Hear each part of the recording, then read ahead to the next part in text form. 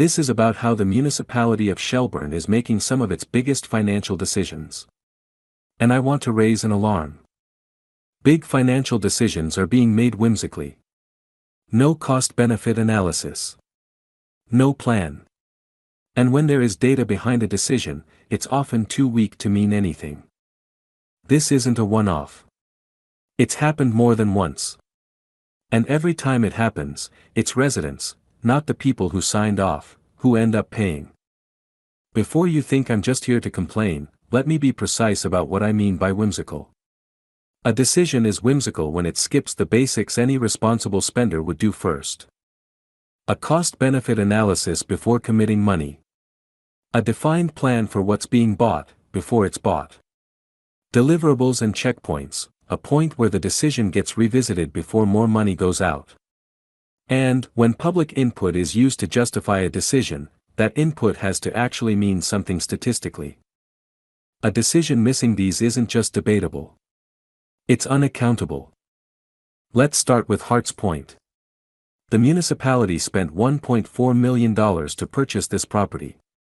The CAO publicly admitted, on the record, that no cost-benefit analysis was done, and that there was no plan. Today, we still don't know how much has been spent since the purchase, or how much is planned to be spent. We sat through multi-day budget meetings with hundreds of line items.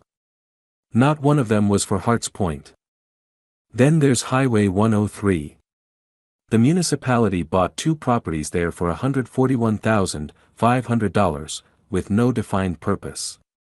Afterward, it paid a consulting firm $65,000 to figure out what the land could even be used for. That's $206,500 committed before any plan existed.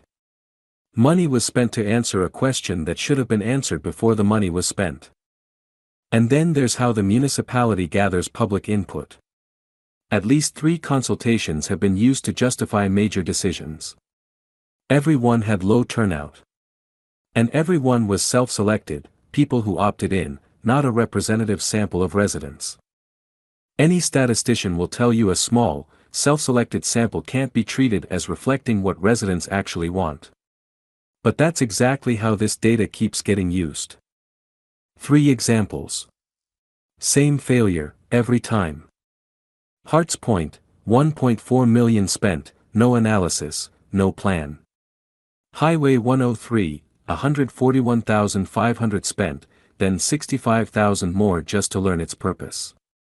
Public consultations, decisions justified by data that isn't statistically meaningful. That's not bad luck. That's how decisions are being made. Here's why this matters more than any single purchase. These decisions play out over years. Debt gets serviced over years. Land holdings carry ongoing costs for years. But the people making these calls today may not be here when the bill comes due. No cost-benefit analysis means no one is on record saying, this is worth it. No plan means no one is on record saying, here's how we'll know it worked. Residents are the ones exposed. Not the people who approved the spending. So here's what I'm asking for. It's not complicated, and it's not a high bar. A cost-benefit analysis before money is committed. A defined plan before land is bought. Public release of every analysis, not just a summary. A mandatory checkpoint where council has to stop and reapprove before more money goes out. A minimum statistical threshold before a public consultation is used to justify a decision. And real data residents can actually trust. If we don't demand this now, we'll be the ones paying for its absence later. This is not a mistake. It's a pattern.